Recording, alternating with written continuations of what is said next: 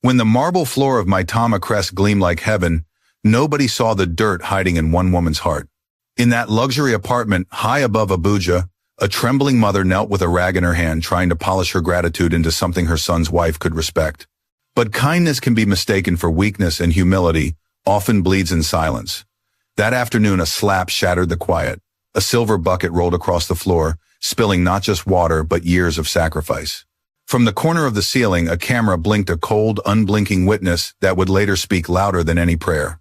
Down by Jabi waterfront, people still say the floor of that house was spotless, but its light turned cold forever. Before we begin this story, tell us, where are you watching from, and what time is it right now in your city?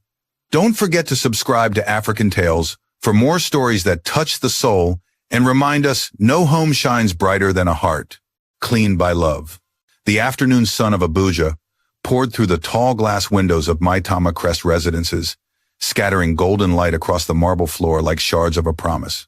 The city outside hummed faintly distant horns, echoes of construction, the restless rhythm of ambition. Inside apartment 23B, the silence was so perfect it could break. Then came a sound, the soft, careful squeak of a rag against marble. Mama Ijeoma, dressed in her faded Ankara wrapper and headscarf, moved slowly on her knees. Her wrists trembled, but her strokes were precise, each one filled with the same tenderness she used when feeding her son decades ago by the smoky fire of Jabi waterfront. She had come to this house not to rest, but to feel close to her son's success. The tiles gleamed, and she smiled, whispering, "If my Tunde comes home and sees it clean, maybe he'll smile too." Behind her, heels clicked sharply. Chioma Eze Tunde's wife stood at the bedroom doorway, her silk robe brushing the floor. Her hair was pinned high, her nails long and red like anger itself. For a heartbeat, she said nothing, just stared, disbelief clouding her face. Then her voice sliced the air. "Excuse me, what do you think you're doing?" Mama turned startled. "Ah, my daughter, good afternoon. I was just cleaning this corner." The stain was small, but small. Chioma's laugh was dry. "This isn't some river shack in Jabi. We have a cleaner who comes every Monday. You don't have to crawl around my floor." Mama bowed her head slightly, her voice gentle. "It's just habit, my dear. At home, when Tunde went to work, I used to tidy his table. It's how I show love." Chioma folded her arms. "Love. This is not love. It's humiliation. Do you know how it looks when the building staff see you scrubbing like a maid? My friends could visit any moment." "What do you want them to think of me?" The words stung, but Mama smiled faintly, trying to make peace. "I'm sorry. I didn't mean to shame anyone. I just wanted your home to feel warm." Chioma cut her off with a sharp motion. "This is my home. You're only visiting." From the ceiling corner, a tiny red light blinked, the security camera Tunde had installed for safety. It watched silent and neutral as the gap between two women widened like a crack in the marble. Mama picked up her bucket slowly. "Let me finish this spot and I'll stop." Chioma's lips tightened. "Did you not hear me? Leave it. You're making everything smell like smoke." Mama paused, eyes glistening. "Smoke, yes, smoke, poverty smoke. That scent follows you everywhere." The insult landed like a slap before the slap itself came. A moment later, the real one exploded. Chioma's hand swung across Mama's cheek sharp, sudden echoing through the spotless room. The old woman stumbled, the rag slipping from her grasp. The bucket tipped, water spilling and spreading, reflecting both women's faces, one proud, one broken. "Mama?" she whispered in disbelief, her palm trembling, but pride forced her chin higher. "I told you not to touch anything." Mama's body shook, but her voice stayed soft.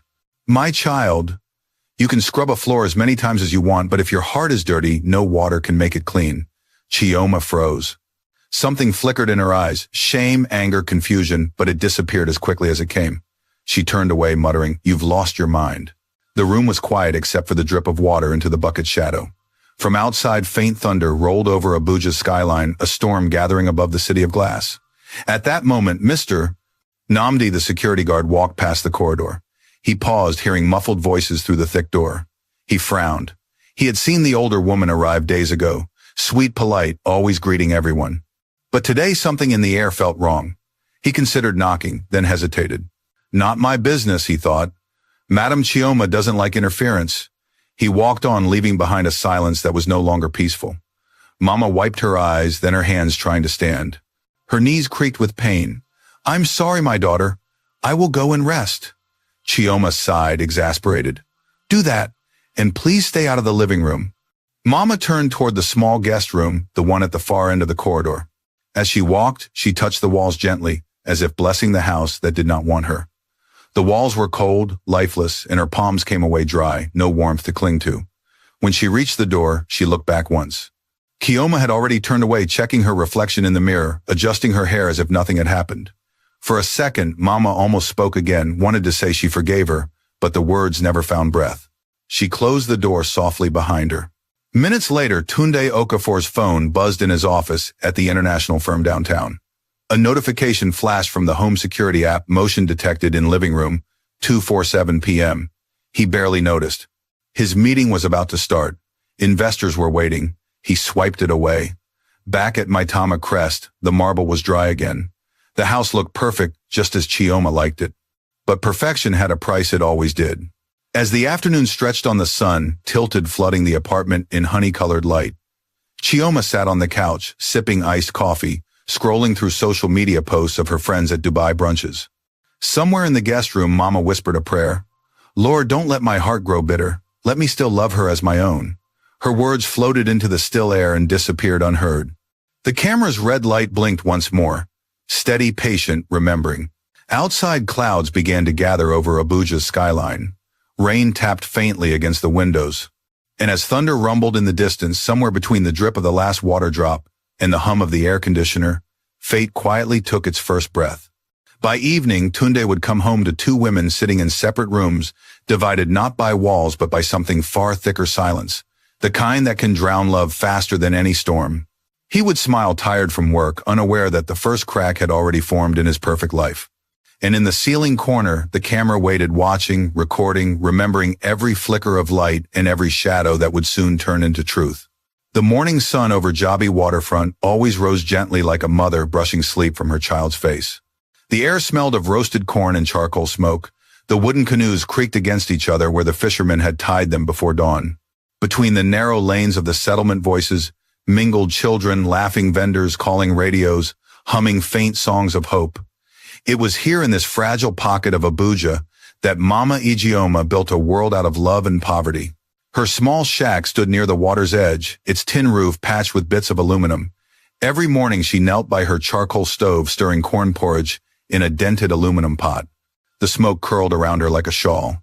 She hummed old hymns as she worked, sometimes coughing softly, then smiling again, as if the sound itself was prayer. The porridge wasn't much, just cornmeal, condensed milk, and sugar, but to the workers of Jabi, it was comfort in a bowl. At dawn, young Tunde Okafor would wake to the smell of that porridge. He was 16, then thin as a bamboo reed, with eyes too serious for his age. His school uniform hung loose, its collar frayed. He'd wash his face with cold water from a plastic bowl, look into a cracked mirror nailed to the wall, and straighten his tie as if preparing for battle. Mama, he'd call softly, you haven't eaten. I'm full when you are my son, she'd answer, handing him a steaming bowl. It was their ritual, that small lie of love told every morning. Sometimes when the neighbors teased her, Ijeoma, you'll starve for that boy, she'd laugh and reply, better hunger than a son who forgets the taste of kindness. After he left for school, she'd sit by the doorway, mending torn clothes for people in the neighborhood. Every stitch carried a prayer. Every coin earned went into a small metal tin box tucked beneath her mat. A box Auntie Bisi had given her years ago. Keep it, Bisi had said, pressing it into her hand. For the day your son flies too high. Inside, write a message only a mother's heart can write. One day he'll need it to find the ground again. That night, after the settlement fell silent and the wind rustled through the palm leaves, Mama opened the tin box and slipped a folded paper inside. Her handwriting was shaky but strong. Never forget the sound of your mother's hands. Then she closed it, kissed it once, and hid it beneath her mat again. Years passed.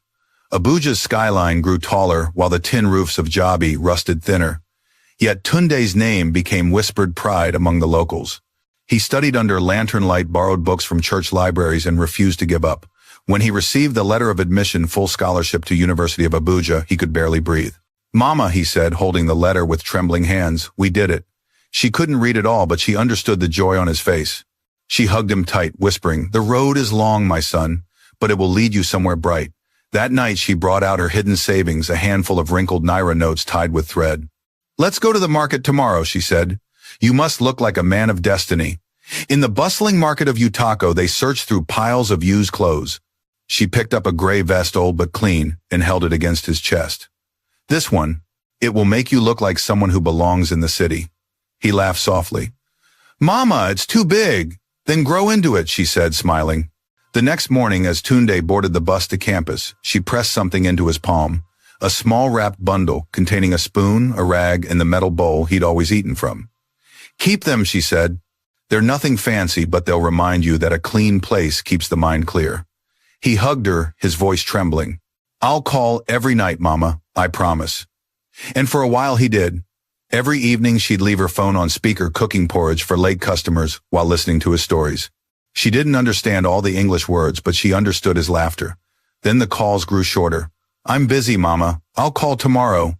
Then fewer. We have meetings. I'm traveling. She told herself it was fine. A child must chase his own son, she'd say, as long as he doesn't forget the road home. 5 years later, a silver car stopped at her stall by Jabi Waterfront. It was Tunde, taller, confident, wearing that same gray vest now perfectly fitted. His smile was tired but proud. Mama, I have a surprise, he said. You're getting married, she teased. He laughed. Maybe someday, but first I want you to come live with me in Maitama. She froze ladle halfway in the pot. Maitama. The rich people's place. He nodded, his eyes glowing. I got promoted. Director for the North region. It's time you live somewhere comfortable. That night she barely slept. She packed her wrappers, her headscarf, the rag, and her old metal bucket. Auntie BC helped fold everything neatly. Remember, BC said, holding her hands, don't lose yourself in their glass world. Keep your heart as clean as your floor. Mama smiled. If the Lord has given my son such blessings, I'll make sure his house stays pure. When they arrived at Maitama Crest Residences, Mama nearly gasped. The building rose like a white crown against the blue sky. The lobby smelled of jasmine and polished wood. A chandelier rained golden light down on the marble floor. This is where you live, she whispered. Tunde grinned shyly. Yes, Mama, and you'll stay with us. Then came Chioma, elegant in a fitted dress, her perfume sharp as her gaze. She smiled politely, shaking Mama's hand. Welcome, Mama, she said, though her eyes barely hid discomfort. It's nice to meet you. Mama, too overwhelmed to notice, smiled wide. Thank you, my daughter. Your home is so clean. Does wind even enter these tall places? Chioma chuckled lightly, already looking at her phone. You'll get used to it. Tunde led his mother to the guest room. White sheets, glass walls, air conditioning humming. Mama sat on the bed, tracing her fingers over the linen. My son, she whispered, this house is too quiet. Even the air has manners. That night, Tunde stood on the balcony, looking out over Abuja's glittering lights. Chioma joined him, leaning against the railing. She's sweet, Chioma said softly, but we'll need to set boundaries. I'm not used to that village energy. Tunde frowned slightly. She just needs time. Chioma sighed. So do I. He nodded, not wanting to argue. In the distance, lightning flashed above the hills. He didn't know it yet, but a different kind of storm was already building inside his home. Down the hallway, Mama couldn't sleep. She opened her small bag, took out the metal tin box, and placed it on the bedside table. The faint reflection of the city lights shimmered on its lid. She touched it gently, whispering a prayer of gratitude. Lord, you've brought my boy high. Don't let the air up here steal his breath. From the living room, she heard Chioma's laughter echo faintly, bright, sharp, foreign. The sound didn't hurt her, but it reminded her that love in this house would not come easily. Still, she believed what she always had. Every clean floor starts with a dirty hand willing to wash it. And as the night wind brushed against the glass of Maitama Crest, Mama Ijeoma drifted into uneasy sleep, dreaming of home, the sound of paddles in Jabi's water, the smell of charcoal, and her son's young voice saying, Mama, I'll never forget the road home. In the corner of the ceiling, a red light blinked once. The camera was on, watching quietly as history, love, and tragedy began to intertwine in the city of marble and glass. Morning at Maitama Crest Residences was a quiet kind of perfection. The sun drifted across Abuja's skyline, bouncing off towers of glass and casting diamonds of light on the marble floor. From outside, the faint hum of the city was softened by distance, like a song played behind closed doors. Inside apartment 23B, every cushion was in its place, every glass sparkled. But beneath that surface of order, the air was colder than it should have been. Mama Ijeoma stood near the window, peering down 23 floors to the wide streets below. Cars looked like toys from up there, the people like moving dots. She turned slowly, her hands folded in front of her, and smiled faintly. This house is so high, she whispered to herself, even the wind has to climb to get in. When Tunde entered the living room already dressed in his navy blue suit, his mother's face lit up. "My son," she said softly, "you look like a man who owns the sky." He chuckled, adjusting his tie. "It's just work, Mama. The company expects us to look professional." "You've come far," she said. "When I think of the days in Jabi when your books smelled of charcoal smoke, God is truly good." Tunde smiled, though something in him flinched when she mentioned Jabi. "Those days are behind us now, Mama. You should rest. No more market smoke, no more leaking roofs." She nodded, but her gaze lingered on his face. "I'm proud of you, but don't let the roof over your head make you forget the ground beneath your feet." Before he could reply, Chioma entered the room, her perfume filling the air. She wore a cream silk robe and carried a mug of coffee that steamed like pride itself. "Morning, Mama," she said with a polite smile that didn't quite reach her eyes. "Good morning, my daughter," Mama replied warmly. "Did you sleep well?" Chioma shrugged. "Well enough. I'm not used to having guests so early. Abuja mornings are my quiet time." Tunde looked between them, sensing the tension simmering beneath their smiles. "Chioma, Mama was just saying how peaceful it is here." "Peaceful," Chioma repeated, setting her cup down. "That's one way to put it." The silence stretched. Mama, ever gentle, broke it first. "I'll make breakfast. You two must eat before work." Chioma's tone was light, but her words carried a chill. "Oh, that's not necessary, Mama. We have a housekeeper for that. You're our guest. Please relax." Mama smiled, bowing slightly. "As you wish." But inside she felt an ache that had nothing to do with age. Later that morning, Tunde kissed his wife on the cheek, hugged his mother, and hurried off to work. The door closed behind him with a soft click. The apartment fell silent again except for the whisper of the air conditioner. Mama looked around. The living room gleamed like a museum, white walls, golden accents, glass everywhere. She reached for her small bag, took out her rag and bucket, and knelt beside the sofa. Old habits tugged at her like invisible strings. "I can't just sit while the dust gathers," she murmured. A mother's hands were made to keep her child's home warm. She dipped the rag in the bucket and began to wipe a faint smudge on the glass table. Each movement was slow, rhythmic, a prayer in motion. As she worked, she hummed softly the same lullaby she used to sing in Jabi when Tunde was small. From the bedroom doorway, Chioma watched silently. At first she said nothing. But as Mama moved from the table to the cabinet, Chioma's face tightened. The sight of the old woman kneeling on the floor made her chest constrict, not with pity, but with something ugly or something she didn't want to name. Finally she spoke. "Mama, what are you doing?" Mama looked up, startled. "Ah, Chioma, I didn't know you were there. Just cleaning this corner. I saw a little dust. We have a maid," Chioma interrupted sharply. "You don't need to clean anything," Mama smiled gently. "Old habits die slowly. Back home, I used to clean Tunde's study every morning before he left for school. It made me feel close to him." Chioma sighed, her patience thinning. "This isn't back home, Mama. This is my Tama Crest. There's no need to crawl on the floor." Mama straightened her back slowly, her knees cracking. "Forgive me, my daughter. I didn't mean to offend you." But Chioma wasn't done. "It's not about offense, it's about boundaries. This isn't a village house where everyone does everything. I worked hard to build a life here, clean, quiet, elegant. Please respect that." Her voice trembled at the edge of anger. The words clean and elegant hung in the air like accusations. Mama said nothing. She simply gathered her rag, her bucket, and walked back toward her room. The faint shuffle of her slippers against marble was the only sound left. When she closed the door, Chioma exhaled shakily. She didn't know why the scene bothered her so much. Maybe it was guilt. Maybe it was fear that the past her husband had climbed out of might crawl back in through his mother's hands. She looked around the room again, at the spotless surfaces, the perfect decor, and whispered to herself, "This house must stay bright." But she didn't notice how the brightness had already begun to feel like glare. At the office downtown, Tunde was scrolling through his emails when one caught his eye. The sender, Adaora HR Department. Subject, CSR Program, Elderly Care Outreach Proposal. He clicked it absent-mindedly. The first line read, "We are seeking directors willing to represent the company in a program supporting elderly women in low-income communities. Let us know if you'd be interested." Tunde stared at the screen for a moment. He thought of his mother's hands, how they once scrubbed school uniforms until her knuckles bled. Then he shook the thought away and closed the email. No time for this now, he told himself. At home, Mama sat by the window of her guest room watching the city. She noticed something strange, the way the clouds hung low over Abuja's tall buildings, the way people down below moved so fast as if running from something unseen. She opened her Bible and read quietly, "Better a humble heart in a small house than pride in a palace of glass." That verse stayed with her as she folded her scarf and began to hum again. Evening came. Tunde returned home exhausted. The scent of lavender air freshener filled the room. Chioma greeted him with a kiss and a smile that didn't quite reach her eyes. Mama emerged from her room with slow steps, her wrapper neat, her eyes bright with affection. "My son," she said softly, "welcome home. I made stew. Just a small pot in case you were hungry." Chioma stiffened. "You cooked?" Mama nodded innocently. "Yes, I used the small pot in the corner. I hope it's not a problem." Chioma forced a smile. "Of course not, Mama. But next time please let the maid handle that."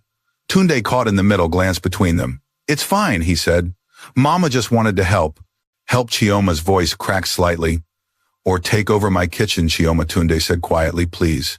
But she turned away muttering, "Some people don't know when to stop." Mama stood still, the pot of stew trembling in her hands. Then she smiled again, small, tired, forgiving. "It's okay," she said softly. "I'll just keep it warm for tomorrow." Tunde placed a hand on her shoulder, but the warmth between them had cooled. He didn't know which hurt more, the sharpness in his wife's tone or the quiet resignation in his mother's eyes. Later that night, while the city lights of Abuja blinked across the horizon, Mama lay awake. She listened to the faint laughter from the next room. Tunde and Chioma watching a late-night show. It was a laughter that used to belong to her. She turned toward the small tin box on her bedside table and whispered, "Lord, keep his heart soft. Don't let this house turn him to stone." Outside, the wind picked up, brushing against the glass. From the ceiling corner, the red light of the security camera blinked once, still watching, still waiting. In that perfect air-conditioned silence, something invisible began to crack. Morning in Abuja broke with a faint orange light spilling through the curtains of Maitama Crest residences. The air smelled faintly of rain from the night before, fresh, almost forgiving. In apartment 23B, the hum of the air conditioner blended with the soft rhythm of footsteps. Mama Ijeoma was already awake. She tied her wrapper firmly around her waist and carried her small plastic bucket from the guest room to the living area. Her joints ached, but she smiled through the pain. She had risen before dawn all her life. It was the hour she felt closest to God. As she filled the bucket at the kitchen sink, the cold water bit at her fingers. She didn't mind. "A house must feel the hand of its keeper," she whispered, dipping the rag into the water. The marble floor gleamed faintly under the dim light. Mama knelt and began to wipe gentle, circular strokes that looked like small prayers in motion. She hummed a hymn softly, the same one she used to sing in Jabi Waterfront when she woke before sunrise to stir her porridge pot. But this house was different. The air here didn't hum back with life. It echoed instead like a hall that refused to hold warmth. As Mama worked, the bedroom door opened. Chioma Eze, elegant even in her morning robe, stepped into the living room holding a cup of coffee. She froze for a moment, staring at the kneeling woman. "Mama," she said, her tone sharp with disbelief. "Are you cleaning again?" Mama looked up, smiling gently. "Ah, good morning, my daughter. I just wanted to tidy the place a bit before my son leaves for work." Chioma's brows knitted together. "We have a maid for that. You don't need to keep touching everything." Mama kept her smile, though it faltered slightly. "Forgive me. It's just a habit, my dear. I can't sit and do nothing." Back in Jabi, when Tunde went to school, I always cleaned his table before he came home. It made me feel close to him. Chioma sipped her coffee, staring down at her. "Well, this isn't Jabi, Mama. This is Maitama. People don't need to scrub floors to prove love here." Mama's voice softened. "Love is proven through hands, not words." The younger woman sighed dramatically, setting her cup down. "You don't understand city life, Mama. We work to afford comfort. If you keep doing this, what does it say about us? That we can't afford help? That my husband's family doesn't belong here?" Mama's face fell, confusion wrinkling her brow. "No, my daughter. I only wanted the house to feel enough," Chioma snapped, her tone rising like heat.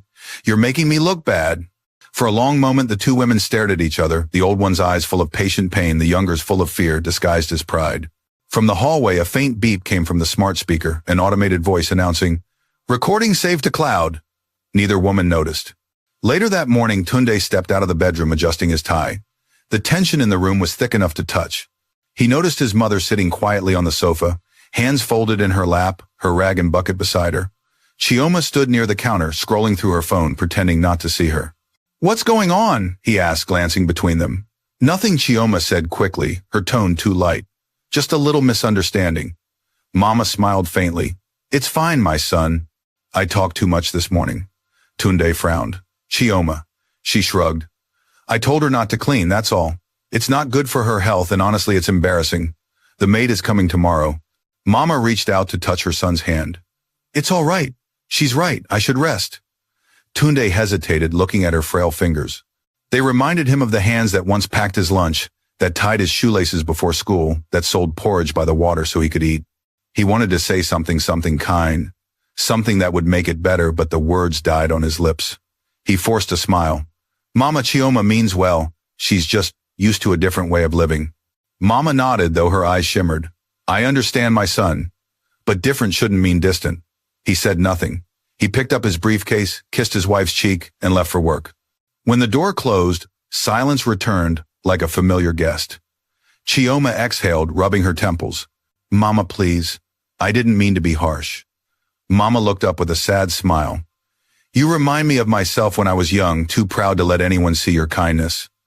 The words stung, though they were spoken gently. Chioma turned away. At the office downtown, the morning rush was relentless.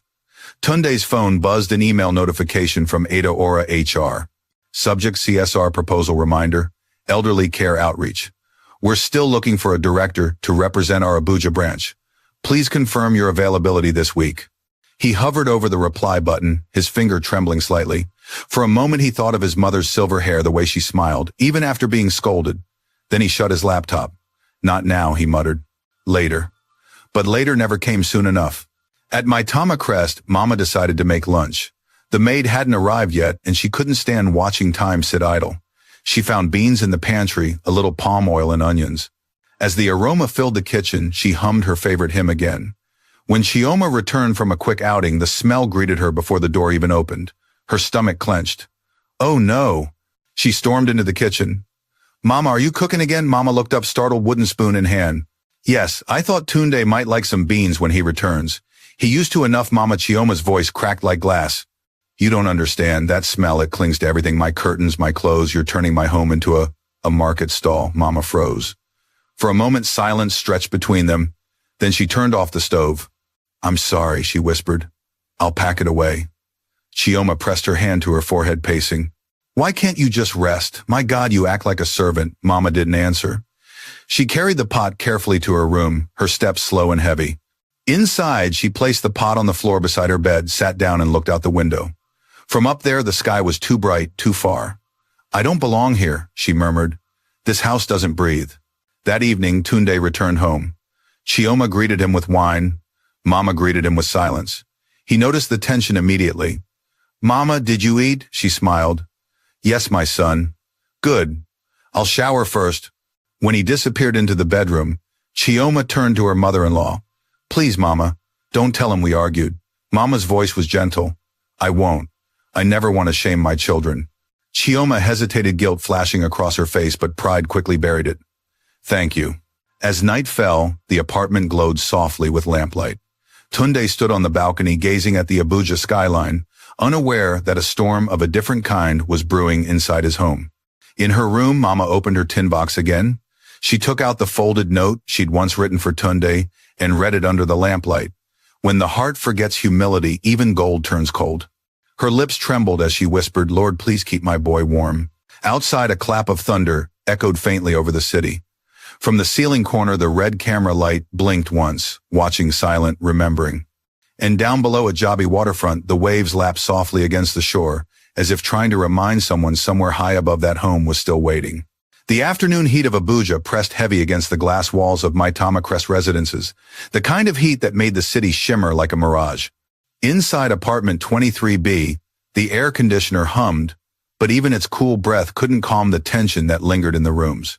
The scent of lavender polish still floated faintly from the morning's cleaning, but it mingled now with something sharper unease, the invisible smell of pride rubbing against love. Mama Ijeoma moved quietly through the hallway, clutching her rag and small bucket. Her knees ached, yet her heart urged her on. The living room was silent. Chioma had gone into the bedroom after lunch, complaining about a headache. Mama looked at the low table near the window where sunlight spilled across the marble. A small water stain glimmered there, a single imperfection in a room obsessed with perfection. She hesitated. Just one spot, she whispered to herself. Only one. Dipping her rag into the water, she began to wipe. Slow, careful, loving. She didn't notice the bedroom door creak open. Chioma stood in the doorway, her face pale from the afternoon light, her voice slicing the air. What did I say about touching anything in this house? Mama froze mid-motion. The rag trembled in her hand. Ah, Chioma, my daughter, I only saw a little stain. I thought to clean it before Tunde.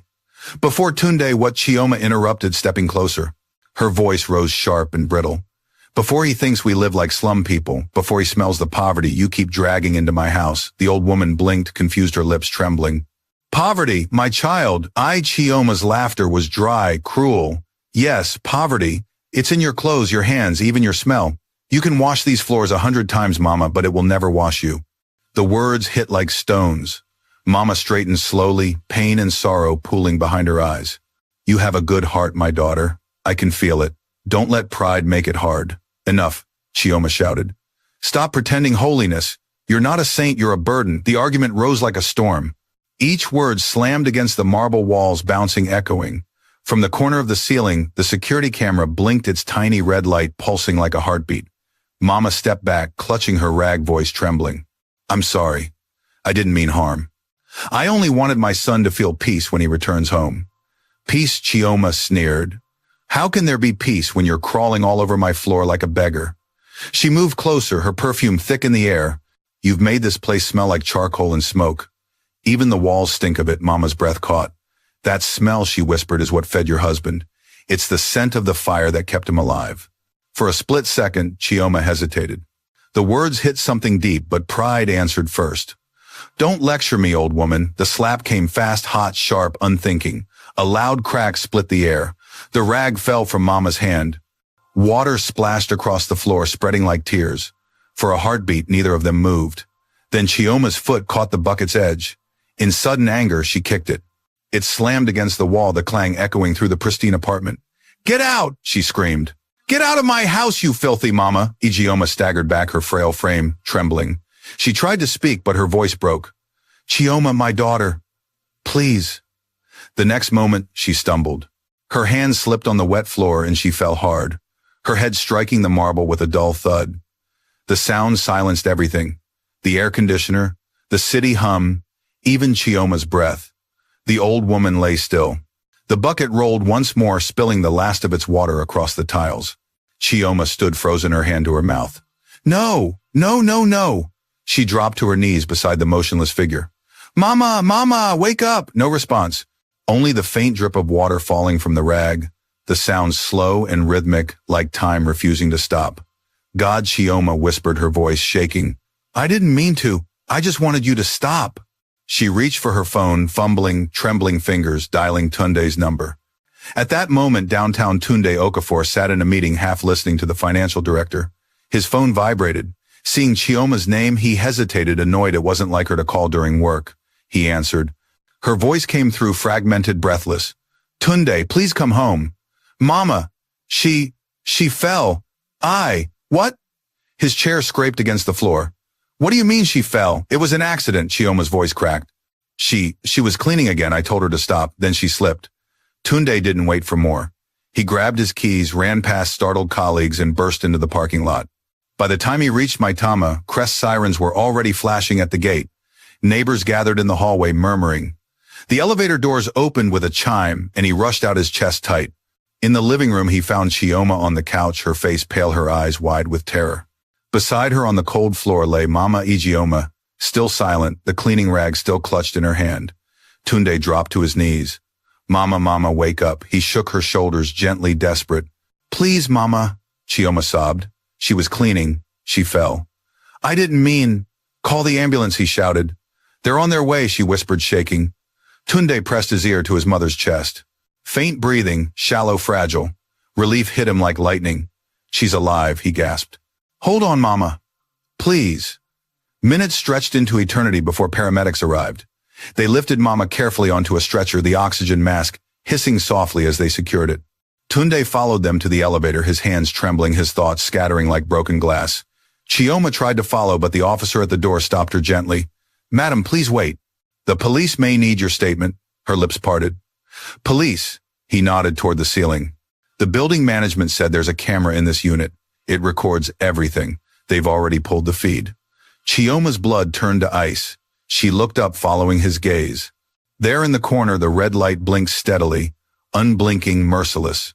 At the hospital, Tunde sat outside the emergency ward, his head in his hands. His suit was soaked from rain and sweat. Nurses passed by their shoes, whispering against the tiles. The sterile scent of disinfectant filled the air.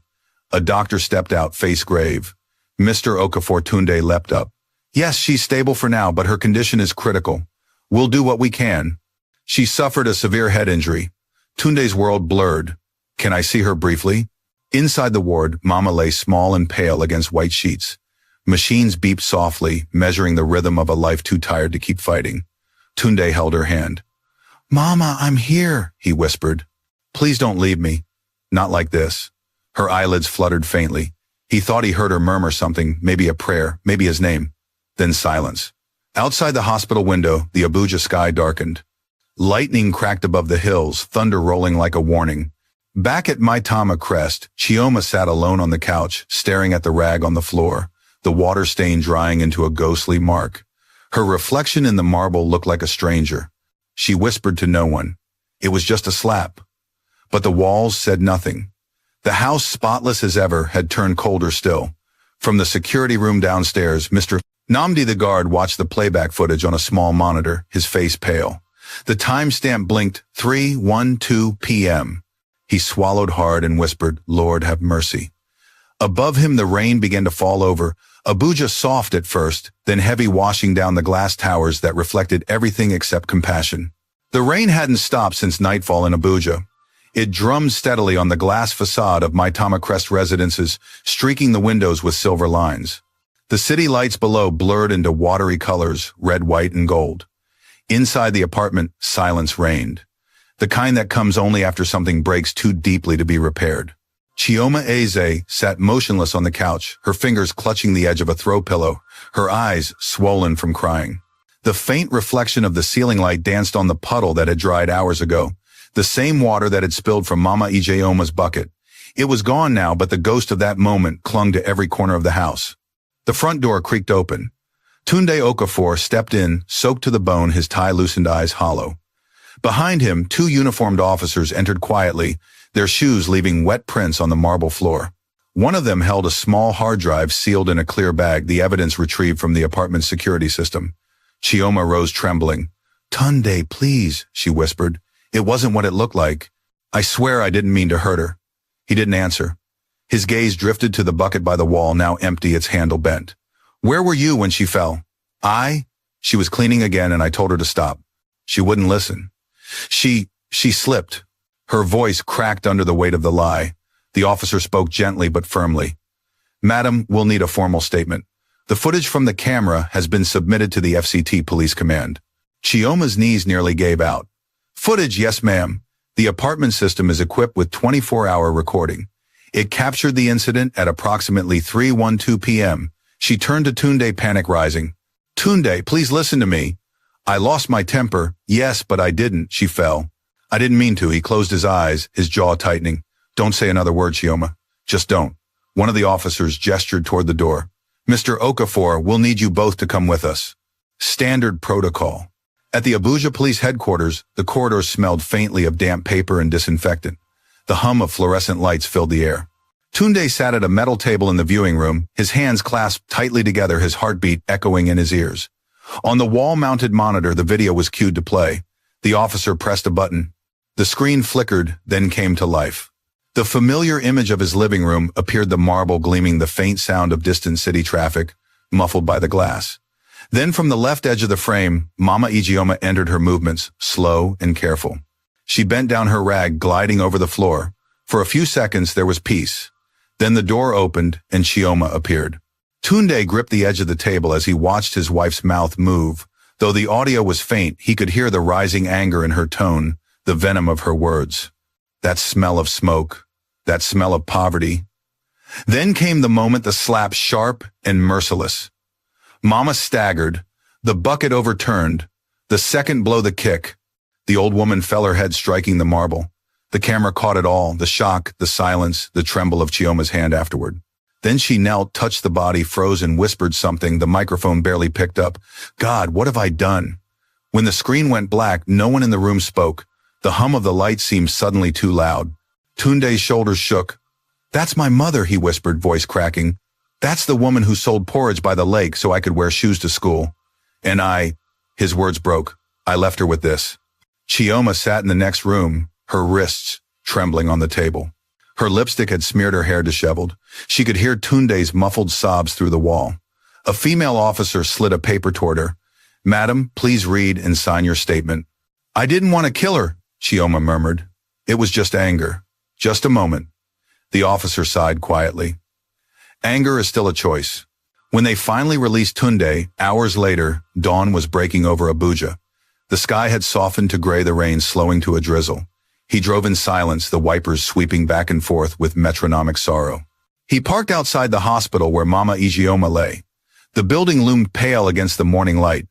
Inside, nurses moved briskly, their shoes whispering on the linoleum. In room 203, the machine still hummed softly. Mama's face was calm, her breathing shallow. Tunde sat beside her, holding her frail hand in both of his. Mama, he whispered, his voice low, broken. They showed me, Mama. I saw everything. I should have protected you. I should have stopped her. Her fingers twitched faintly against his palm. He leaned closer, desperate to hear her voice. My son. It was barely a whisper. Her eyelids fluttered, her lips pale. Don't hate her. Hate. Pride. It's the real thief. Tunde pressed his forehead to her hand, tears slipping down his face. I don't deserve forgiveness. But the heart monitor beeped steady and calm, as if forgiveness had already arrived before he asked. By evening, the story had reached the internet. Someone from the building staff had leaked that the footage existed. The headlines spread fast: elderly mother attacked in Abuja luxury apartment. Director's wife under investigation for assault. Comments exploded across social media: outrage, disbelief, pity, condemnation. Strangers argued over the morality of wealth and the decay of respect. In his office, Tunde's phone rang endlessly. Colleagues, reporters, the company's legal team. He turned it off, unable to face any of them. At home, Mr. Namdi, the security guard, knelt quietly in the chapel corner of his quarters. Lord, he prayed, forgive us all for the times we saw kindness and called it weakness. The next morning, the police summoned Tunde again. Chief Inspector Dan Lottie met him in a small, windowless office. We finished reviewing the footage, the inspector said. It confirms your wife was the aggressor. But Mr. Okafor, there's something else. He slid a file across the table, a transcript from the smart home speaker. The AI assistant picked up the argument before the assault. It recorded her words automatically. Tunde frowned, his heart heavy. Her words. The inspector nodded grimly. You should hear them yourself. He pressed play. The robotic voice echoed through the room, repeating the lines in a detached tone. You'll never wash it off. That smell. That smoke. That poverty. Then silence. Tunde shut his eyes. It wasn't just the slap. It was the contempt, the poison of forgetting where one came from. The inspector spoke gently. We'll proceed with charges, but if your mother's condition worsens, he paused. It could become a homicide case. The words hit like thunder. That night, Tunde sat again by his mother's bedside. The lights were dim, the machine steady. Outside the window, Abuja glowed distant and cold, the towers of glass reflecting nothing but themselves. He took his mother's hand. Mama, I built a life on forgetting. I called it success, but now I see it was pride wearing a suit. A single tear slid from her closed eyes. Her lips moved faintly. Clean. Your heart. The monitors beeped softly. Tunde bowed his head, tears falling freely. I will, Mama. I promise. In that moment, the rain outside stopped. The air stilled heavy with truth. Back at Maitama Crest, the apartment remained spotless marble, shining furniture in place. But in the ceiling corner, the camera's red light blinked one last time before going dark, as if even the machine had seen enough of human sorrow. By dawn, one story was ending and another was waiting to be written. The rain began long before dawn, a steady whisper against the tin roof of St. Matthew's Chapel in Woos. It was the kind of rain Abuja knew well, patient, persistent, cleansing everything except the ache in people's hearts. Inside, the small church candles flickered beside a simple wooden coffin. The scent of wax and lilies filled the air, mingling with grief so thick it felt like mist. Mama Ijeoma lay inside the coffin, her face calm and pale, her hands folded over her chest. The years of hardship had left their traces, faint scars, wrinkles like river lines, but peace softened them now.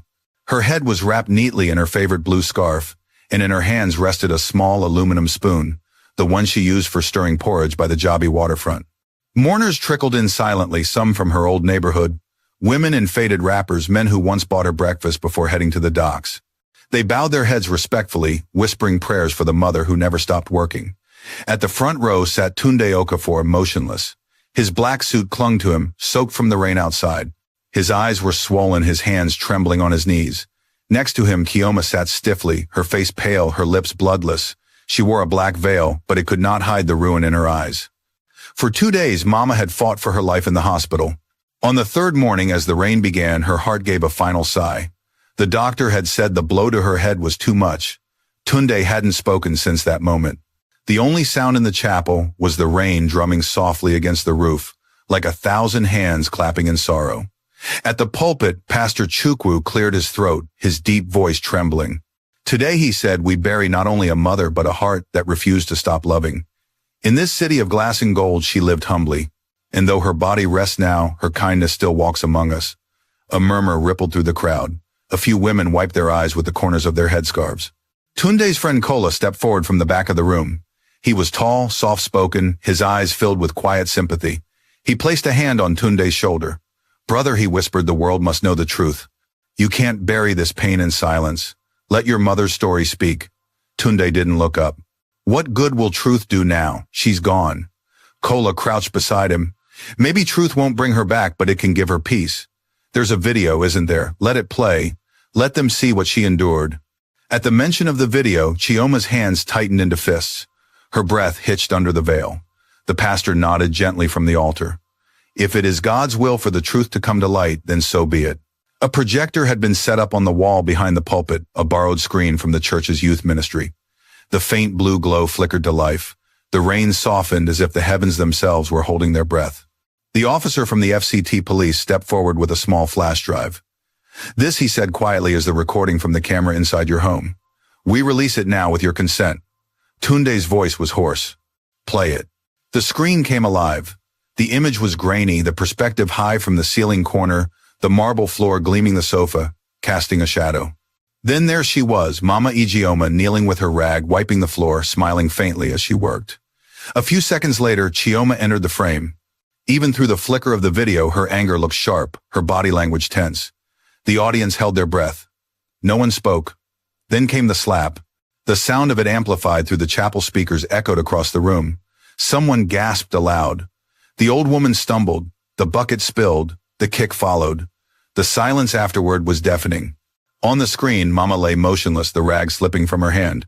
Chioma's mouth moved. No one needed to hear the words to feel their venom. The video ended. The screen went black. For a moment, all that existed was the sound of rain, the flicker of candles, and the weight of shame pressing down like a mountain. Then Tunde stood up. His voice was rough, shaking. You all saw it. He turned toward the coffin. That was my mother, the woman who sold corn porridge, so I could study, who sewed my shirts when we couldn't afford new ones. She never asked for much, only that I never forget where I came from. His voice cracked. And I did. I forgot. I built a house so clean, it had no heart. I let pride grow like mold in the corners. And because I stayed silent, he pointed toward the screen, this happened. The crowd wept quietly. Chioma covered her face, her shoulders shaking. I didn't mean to, she whispered, barely audible. I just wanted her to stop. I was angry. Tunde didn't look at her. He turned toward the altar instead. If there is a hell, it begins when a son fails to protect the woman who gave him life. He knelt beside the coffin, placing his hands on the polished wood. Mother, I let ambition silence compassion. I thought success meant never looking back. But what is success worth if it kills love? The rain grew heavier, pounding the roof like judgment. In the back of the chapel, Auntie Bisi, her wrapper damp from travel, stepped forward, slowly holding something wrapped in cloth. Tunde, she said softly, her voice trembling. Your mother left this with me long ago. She told me to give it to you when the world felt too proud to kneel. She unwrapped the cloth, revealing the tin box, its surface worn, its latch slightly rusted. Tunde's eyes widened. He took it with shaking hands. Her box. She said it carried her last message, BC whispered. Tunde opened it slowly. Inside, folded neatly, was a single piece of paper, yellowed with time. The handwriting was shaky, but careful. My son, if your house ever grows too clean for love, open a window and let kindness back in. Leave a chair in your home for the poor, not so they can rest, but so you remember you once sat there too. Tunde's tears fell freely, now blotting the ink. Mama. Chioma rose unsteadily, her veil slipping. She walked forward, stopped a few feet from the coffin, and fell to her knees. Mother, she sobbed, I don't deserve forgiveness, but if your spirit still watches, please teach me how to love again. The pastor stepped down from the altar and laid a hand on her shoulder. Child, he said softly, forgiveness is not earned, it is lived. Outside, thunder rolled across the sky, but the rain began to ease. Light filtered through the chapel windows, turning the air golden and damp. The pastor raised his hands. Let us pray. As the congregation bowed their heads, the sound of weeping mixed with rain, soft and human. And in that moment, Tunde understood something his mother had been teaching all his life, that grief is only love, that has nowhere left to go, and forgiveness is the road that leads it home. When the service ended, the coffin was carried out beneath the gray sky. The rain fell softly again, but this time it felt different, gentler, like a mother's hand on her son's shoulder. At the gate, Tunde looked back at the chapel one last time.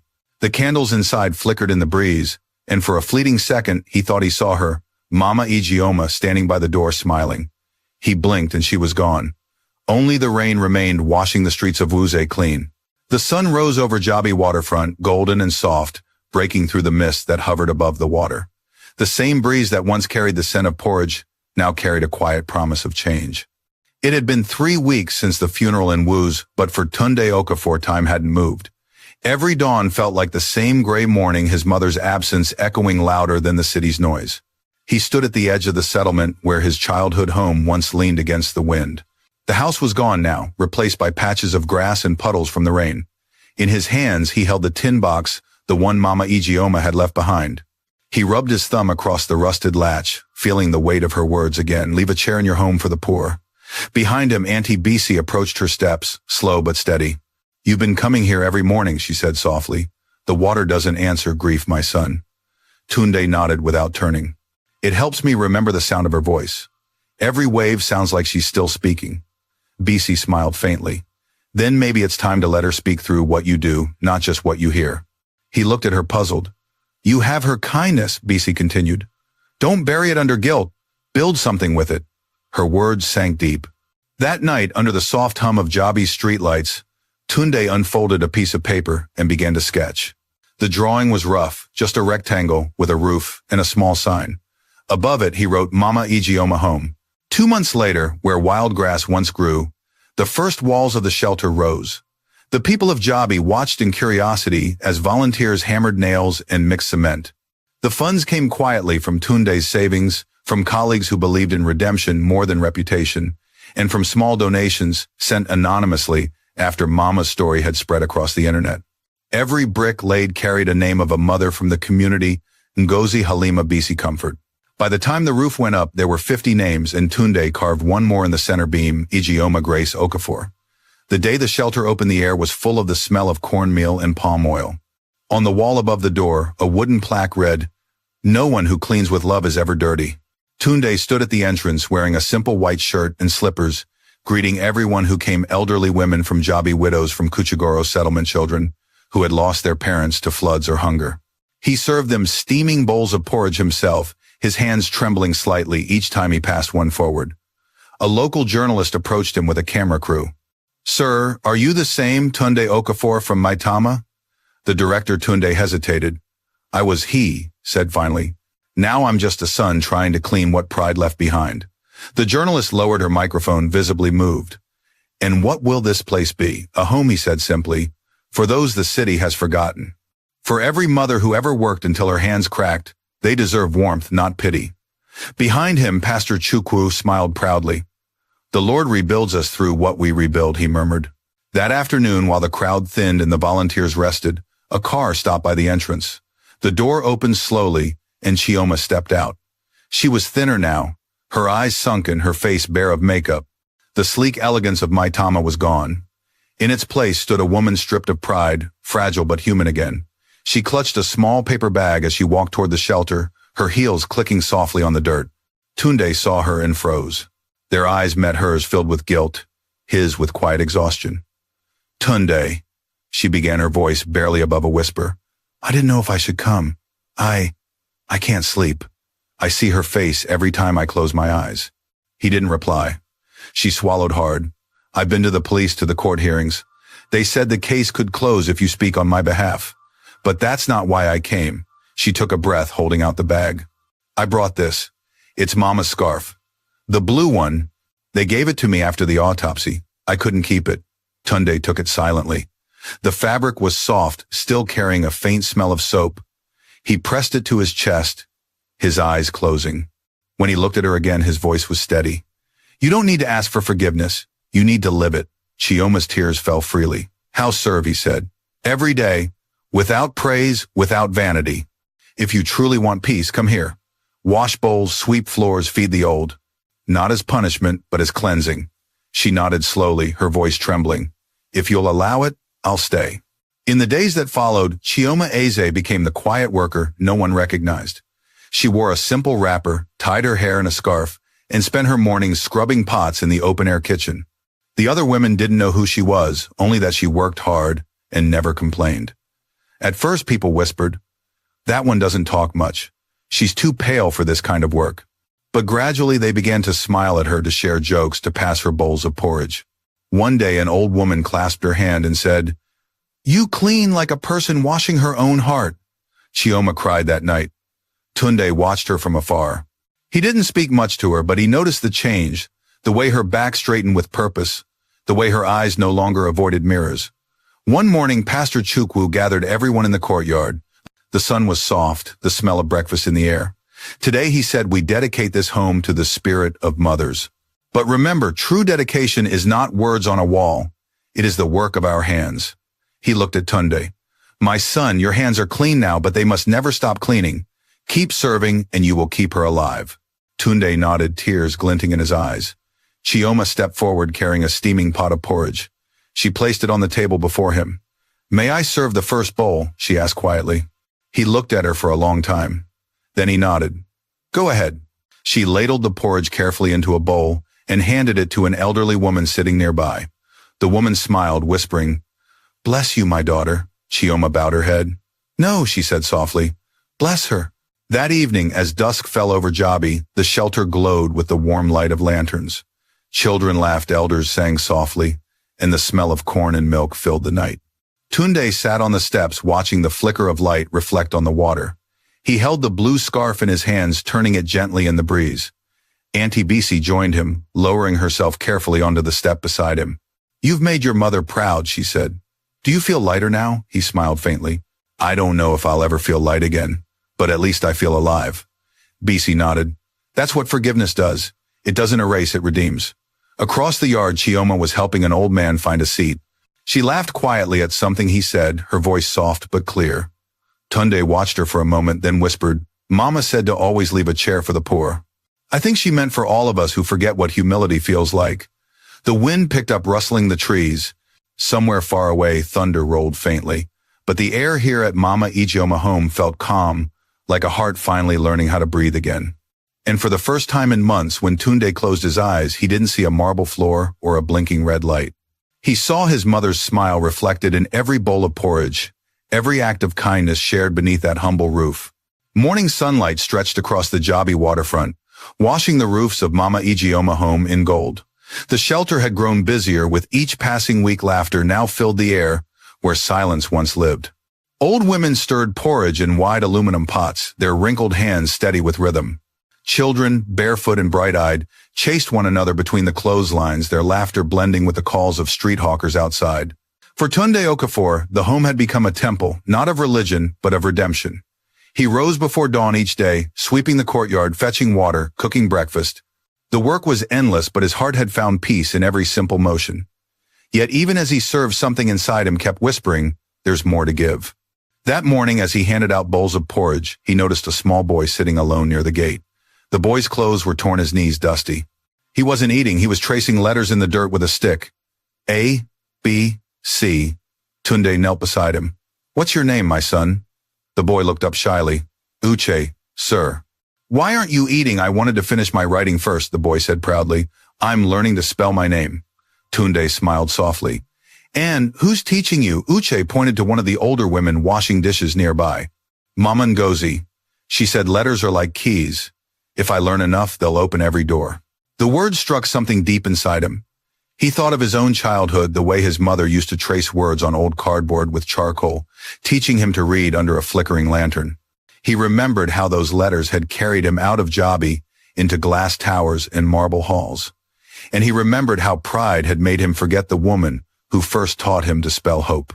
That night, after everyone had gone to sleep, Tunde sat by the riverbank with a notebook. The moonlight fell across the pages as he began to write. His handwriting was uneven, hurried alive. Tomorrow I will start a school. Not for grades or uniforms, but for dignity. Let the poor learn so they'll never have to bow their heads again. He closed the notebook and whispered into the night, Mama, I think I finally understand what you meant by cleaning hearts. Weeks turned into months. Word spread quickly through the settlements. Mama Ijioma's son is teaching. At first there were only 5 children. Uche, 2 girls who sold oranges by the roadside, and a pair of brothers who worked carrying buckets of water. They gathered in the shelter courtyard, sitting on old wooden benches. Tunde found an abandoned blackboard, cleaned it, and nailed it to the wall. He used chalk borrowed from a church nearby. His lessons were simple letters, numbers, and moral stories, his mother once told him. If your hands are dirty, wash them. But if your heart is dirty, help someone until it's clean, he told them. The children listened wide-eyed. For many of them, this was the first time anyone had called them students. As the days passed, more children came. Some sat on the floor, others stood by the doorway, repeating words under their breath. Chioma began to help too. She organized old notebooks, made simple uniforms from donated fabric, and cooked meals during breaks. When a volunteer from the local church visited, she asked softly, Can I help teach reading? Chioma hesitated, but Tunde nodded. Yes. Teach them what you once forgot how to speak with kindness. She smiled through tears. Then I'll start with that. By the 3rd month, Mama Ijeoma home had transformed. Half of the courtyard was now a makeshift classroom with benches, chalkboards, and colorful posters drawn by the children. A hand-painted sign hung at the entrance, Grace Learning Corner Knowledge is the soap that cleans the soul. One afternoon, a journalist returned, the same one who had first covered the shelter's opening. Mr. Okafor, she said, smiling, your story has touched hearts all over Nigeria. Donors from the UK and Ghana have reached out. They want to fund your school. Tunde blinked in surprise. I didn't build this to be famous, she nodded. And that's exactly why it's working. You turned your pain into purpose. People feel that. Construction began again, this time for a real building. A small brick structure with 2 classrooms, a roof of corrugated metal, and a water tank out front. Children from across Jabi and Kuchigoro came running when the first bell rang. Tunde stood at the front on opening day, chalk in hand. His heart pounded as he wrote on the board in large, uneven letters, Welcome to Mama Ijeoma Academy. He turned to the children. Do you know why we're here? A tiny girl raised her hand. To learn how to read, sir, he smiled. Yes. But more than that, to learn how to live. Education is not just books. It's learning how to keep your heart clean even when your hands get dirty. The children clapped, their laughter echoing off the fresh brick walls. That evening, the academy's first song filled the air. Chioma stood beside the blackboard, leading the children in a simple tune she had written. Wash your hands, wash your heart. Let love be where lessons start. If the world forgets your name, kindness still will light your flame. The sound floated across the settlement like prayer. Women at the market paused to listen. Men returning from work slowed their steps. Even the waves of Jabi Lagoon seemed to hum along. Tunde watched from the doorway, emotion tightening his throat. He turned toward the small altar in the corner of the classroom where his mother's photograph hung beside a candle. We did it, Mama, he whispered. Your lessons didn't end with you. Later that night, as the moon rose over the water, Tunde sat alone in the classroom. The desks were empty, the air smelled faintly of chalk and corn porridge. On the board, the day's final lesson remained. Kindness is stronger than shame. Chioma entered quietly, carrying 2 mugs of hot tea. You didn't eat, she said softly. He smiled. Neither did you. They sat in silence for a while, listening to the distant sound of the waves. Then she asked, Do you ever think she's watching? He looked toward the photograph. I don't think. I know. Chioma's eyes filled. Sometimes I dream of her. She's always smiling, but she doesn't speak. I wake up wanting to ask her if she forgives me. She already did, Tunde said gently. The moment you started serving others, you gave her peace. They sipped their tea quietly, the moonlight spilling across their faces. Outside, the laughter of children drifted faintly from the dormitories, blending with the night breeze. Tunde closed his eyes and whispered, "Every bowl we serve, every word we teach, it's her voice speaking through us." Chioma nodded, her smile trembling. "Then let's never stop listening." The lantern flickered, and for a fleeting second its flame formed a shape like a mother's face, calm, kind, eternal. And as the night deepened over Abuja, Mama Ijeoma Academy stood glowing softly by the waterfront, a beacon of love born from lost proof that some hearts once broken can light the whole world. The Harmattan winds had begun to sweep through Abuja, painting the air in a haze of gold and dust. The mornings at Mama Ijeoma Academy came alive with children's laughter, echoing across Jabi waterfront, where the smell of porridge and chalk had become the fragrance of new beginnings. The once silent land where grief had been buried now pulsed with life, a rhythm of forgiveness and rebirth. Every day at sunrise, Tunde Okafor stood at the gate of the academy, greeting students as they arrived. Some carried donated books, others held nothing but joy. Their bare feet splashed through puddles left by the early dew, and Tunde could almost hear his mother's voice carried in the wind. A clean floor means nothing without a clean heart. He smiled each morning when he saw Chioma among the teachers. Her laughter was quieter, now softer, and when she spoke to the children, her tone carried a patience she once never knew. She had become a pillar of the academy, teaching, reading, and songs of gratitude. The children called her Auntie Chioma, never guessing she was once the woman the world had condemned. That morning, she entered the small office where Tunde sat writing letters to sponsors. "We've received word from the Ministry of Education," she said, holding a paper carefully. "They're sending a delegation next month. They want to recognize Mama Ijeoma Academy as an official community school." Tunde looked up stunned. "Official, yes." She smiled, her eyes shining. "You did it, Tunde. You built something real." He shook his head. "No, we did it." And he pointed toward the photograph of Mama on the wall she never left. They stood in silence, the morning light falling gently across the framed photo of Mama Ijeoma, her smile eternal. That evening, a light rain fell. The children were inside finishing their lessons while thunder rolled softly in the distance. Tunde walked to the water's edge holding the old tin lunchbox, the one that had carried his mother's final letter. He had polished it until the rust turned silver again. He knelt, the sand damp beneath his knees. "Mama," he whispered, "you told me once not to come home out of pity but out of purpose. I finally understand. I didn't rebuild this place for forgiveness. I rebuilt it so love would have a roof." The water lapped at his shoes. Across the lagoon, lightning lit the sky, revealing the faint shapes of fishermen hauling their nets. Tunde smiled, remembering the nights he'd sat here as a boy dreaming of escaping poverty. Now he realized the escape was never from Makoko or Jabi, it was from forgetting compassion. He opened the tin box and took out a single folded paper, his mother's note. The edges were worn from being read so many times, but the ink still held strong. He laid it gently on a small wooden altar he'd built beside the shore. Around it, candles flickered in the wind. A group of the academy children had followed him, quietly curious. Uche, the boy who had once written his name in the dirt, stepped forward. "Teacher," he asked softly, "why are you lighting candles?" Tunde smiled at him. "Because light remembers what darkness forgets. These candles are for every mother who works so her child could rise." Uche looked up.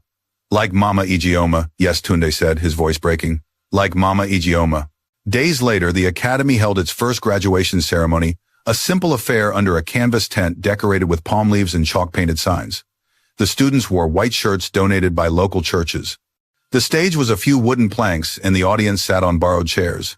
Yet it felt grander than any event Tunde had ever attended in the glass towers of Maitama. Pastor Chukwu opened the ceremony with prayer. "These children," he said, his voice booming through the microphone, "are not born of wealth but of grace. Their education is built from a mother's tears and a son's repentance. Let this place remind us knowledge is sacred when it is washed in humility." Applause filled the tent. The children sang songs of thanks, their voices bright and pure.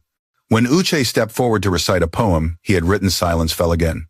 "A mother's hands are rivers, they wash the world and leave no stain. We walk their path forever, through joy, through loss, through rain." When he finished, even the older women in the audience wiped their eyes. Tunde rose slowly from his seat, taking the microphone. "When I was young," he began, "I thought success meant escaping this place. But I've learned that success isn't measured by how far you run. It's measured by how many you lift when you return. He looked at the crowd, his voice trembling. I once let pride kill the love that raised me. But now through these children, through every lesson taught in this humble classroom, my mother lives again. Her hands built this school even from the grave. The applause that followed wasn't loud. It was the quiet, reverent kind, filled with tears and smiles. After the ceremony, Chioma approached him, holding a new plaque she had commissioned. The wood was smooth, the letters carved deep, Mama Ijeoma Academy, where every lesson begins with love. Tunde ran his fingers over the words, his eyes misting. It's perfect. Chioma hesitated. I want to thank you, she said softly. For letting me atone. You don't owe me thanks, he replied. You're doing what she would have wanted, turning pain into care. She smiled faintly. Do you think she forgives me? He looked toward the sky where the sunset glowed orange and purple. I think she's the one who brought you here. Months later, the Academy's reputation spread beyond Abuja. Non-profit organizations visited. Newspapers ran stories titled, From Tragedy to Triumph, the son who built his mother's dream. Donations poured in enough to add 2 more classrooms and a dormitory for orphan girls. But Tunde never let it change him. Each morning he still swept the courtyard himself, and each night he sat by the altar beside the lagoon whispering prayers into the wind. One night, as he prepared to close the classroom, he found a letter slipped under the door. It was from Chioma. Tunde.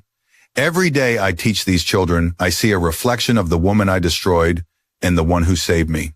I'm leaving tomorrow to start another branch of the school in Enugu. I hope to serve more mothers there. Thank you for teaching me that forgiveness isn't a moment, it's a lifetime of work. With peace, Chioma. He folded the letter, carefully smiling through the ache. Go, Chioma, he whispered. Spread her light. Years later, Mama Ijeoma Academy had grown into a network of small schools across Nigeria. But in the original building at Jabi, a single photograph still hung on the wall, the same one of Mama smiling softly, her hands folded as if in prayer. Beneath it, a new inscription read, Clean floors fade, clean hearts endure. On the anniversary of her death, Tunde stood once more at the water's edge. The children gathered around him.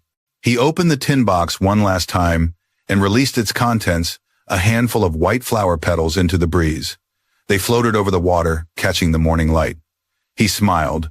Mama, you said to leave a chair for the poor. I built a school instead. I hope it's enough.